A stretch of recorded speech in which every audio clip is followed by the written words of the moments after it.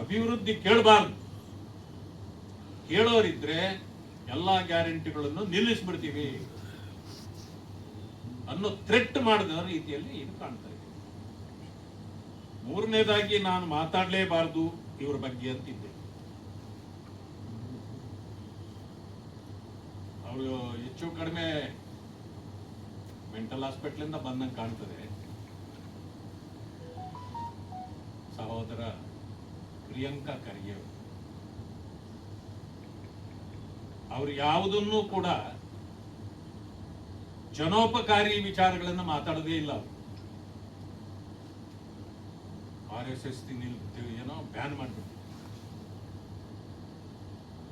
ಆಮೇಲೆ ಯಾರು ಚಡ್ಡಿ ಹಾಕ್ತಾರೆ, ಯಾರು ಪ್ಯಾಂಟ್ ಹಾಕ್ತಾರೆ, ಇಂಥವೇ ಮಾತಾಡ್ತಾರೆ.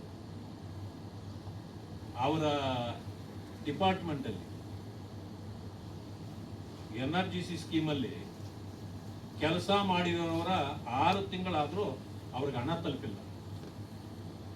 ಅದನ್ನ ಮಾಡೋ ಯೋಗ್ಯತೆ ಇವ್ರಿಗಿಲ್ಲ, ಅವ್ರಿಗೆ ಹಣ ಕೊಡೋ ಯೋಗ್ಯತೆ ಇಲ್ಲ.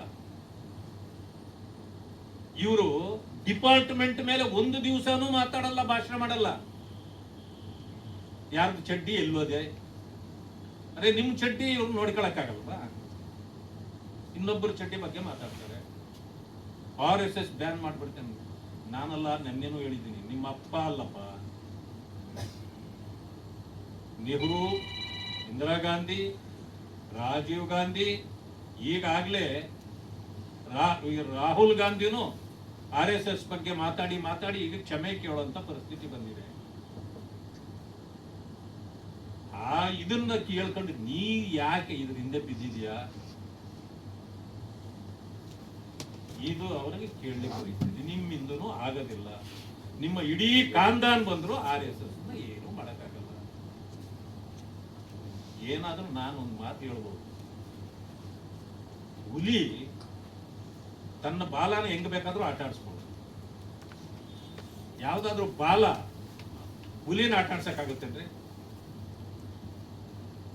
ಇದೊಂದು ಬಾಲಂಗೋಚಿ. ಇದೋಗಿ ಏನೆಲ್ಲ ಮಾತಾಡ್ತದೆ. ಏನಂತಂದ್ರೆ ಇದಕ್ಕೊಂದು ಗೀಳು, ಎಲ್ಲಕ್ಕಿಂತ ಹೆಚ್ಚು ನನ್ನ ಬಗ್ಗೆನೂ ಮೊನ್ನೆ ಮಾತಾಡಿದ್ದಾರೆ.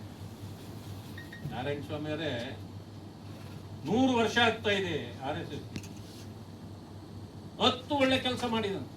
ಇವತ್ತೇನಾದ್ರೂ ಈ ದೇಶ ಸುಭದ್ರವಾಗಿದೆ ಅಂತಂದ್ರೆ ಅದಕ್ಕೆ RSS ಕಾರಣ, ಕಾಂಗ್ರೆಸ್ ಅಲ್ಲ. ಒಂದು ಸಮಯ RSS ಏನಾದ್ರೂ ಈ ದೇಶದಲ್ಲಿ ಜನ್ಮ ತಾಳಲಿಲ್ಲ ಅಂತಿದ್ರೆ ಪಾಕಿಸ್ತಾನ ಬೇರೆ ಆಗೋದು ಬೇಕಾಗಿರ್ಲಿಲ್ಲ, ಇದೇ ಪಾಕಿಸ್ತಾನ ಇರ್ತಿತ್ತು. ಹಿಂದೂಸ್ತಾನೇ ಪಾಕಿಸ್ತಾನ ಆಗ್ಬಿಡ್ತಿತ್ತು ಇಷ್ಟೊತ್ತಿಗೆ. ಯಾಕೆಂದ್ರೆ ನಿಮ್ಮ ಓಲೈಕೆ ಬಿಜೆಪಿ